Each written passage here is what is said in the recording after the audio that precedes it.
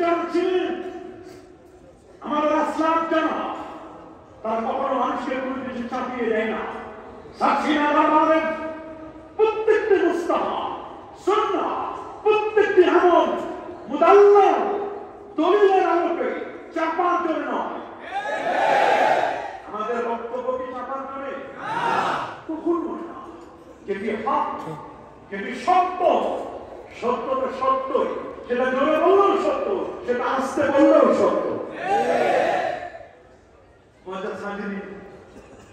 রাসূলুল্লাহ সাল্লাল্লাহু আলাইহি ওয়াসাল্লাম সতর্ক করে দিয়েছেন, ইন্নাল্লাহা লা ইয়াকবিদুল ইলমা ইনতিসামান।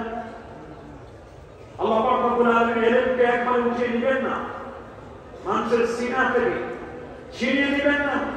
ওয়ালাকিন ইয়াকবিদুল ইলমা বিকবজিল উলামা, ইয়ানি বিমাউতিল উলামা। আলিমদের ইলমকে উঠিয়ে দিবেন হক্কানি রব্বানি বুজুর্গ হাস্তি আলেম যারা, তাদের ইন্তেকালের মাধ্যমে। আপনারা বলেন বর্তমান যুগে যারা আলেম আছে এরা বেশি জানতো না আগের যুগের যারা ছিল তারা বেশি জানতো? অফকোর্স আগে যারা ছিলেন তারা বেশি জানতেন, তাদের পড়াশোনা বেশি ছিল, এক্সপিরিয়েন্স বেশি ছিল। তারা ইউটিউব মুখী ছিলেন না, ফেসবুক, টুইটার, ইমো এগুলোর মুখী ছিলেন না। তারা ছিলেন কিতাব মুখী।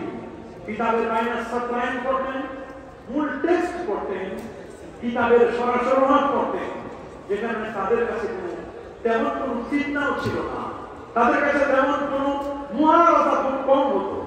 বর্তমান ফিতনা আর ফিতনা, জন্ম থেকে কবর পর্যন্ত ফিতনা, সর্বাঙ্গে ব্যথা, ঔষধ দিব কথা, এত ফিতনা। এই ফিতনা নিরসনের জন্য ঔষধ দেওয়ার কোনো জায়গা নয়। কিন্তু সার্সিনা ধর্মা তারা হায়ার অ্যান্টিবায়োটিক দেন বছরে 3 বার। কয়বার? 3 বার। যারা বলুন 3 বার। যদি আমাদের প্রিয় মুশরিক মনে করেন 3 বারেও হবে না, তাহলে খাস 3 দিনের আবার তাহমিদ জলসা দিয়ে এর যে হায়ার অ্যান্টিবায়োটিক পাওয়ারফুল দেন, যেন মুরিদানরা সার্সিনা দরবারের আশেকারা তারা যেন কখনো যেন খপ্পরে বাতিলদের খপ্পরে যেন না পড়ে। আমরা কি কেউ বাতিলদের খপ্পরে পড়তে চাই? কি বলেন, আমরা কি কখনো পড়ব না?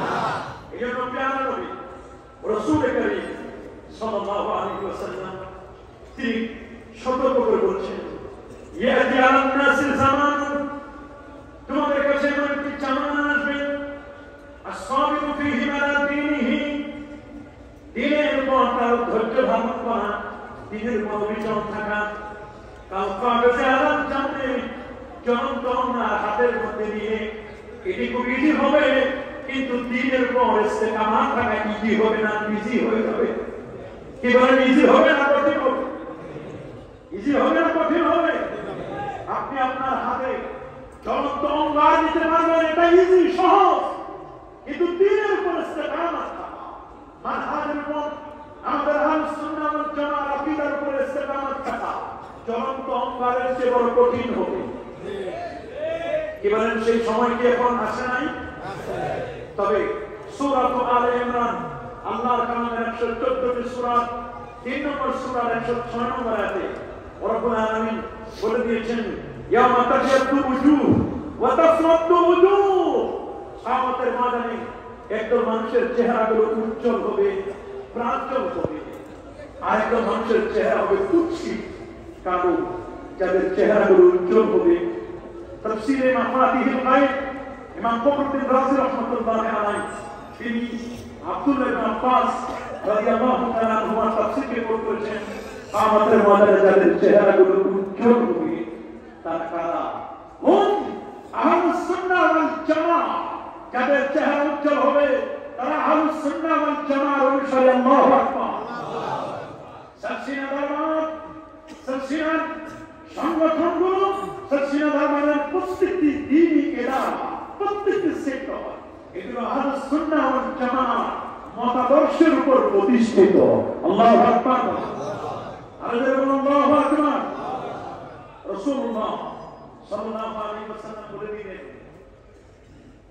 এই পৃথিবীর মধ্যে হাত্তা আলা মিউতি আলেমা, যখন বড় বড় আলেমরা হাসতি আলেমরা দুনিয়া থেকে বিদায় হবে তখন আর তেমন কোনো ভালো আলেম বাকি থাকবে না হাত্তা লামিউকে আলেমা রেজাল্ট হবে কি ওয়াতাহাদান নাসু রুসান জুহালা মানুষ তখন নেতা বানাবে জাহেলদেরকে তাদেরকে যে আলেম না সে আলেম